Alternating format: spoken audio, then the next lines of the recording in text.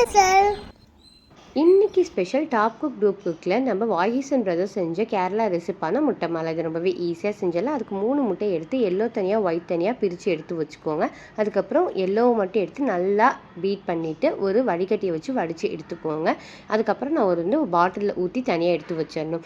தென் ஒரு பேனில் 1 கப் அளவுக்கு சர்க்கரை, கொஞ்சமாக தண்ணி, கொஞ்சம் வெண்ணிலா எசன்ஸ், ஏலக்காய். அந்த வெண்ணிலா எசன்ஸ் ஏலக்காய் வேணாம் அப்படின்னா நீங்கள் அவாய்ட் பண்ணிடலாம்.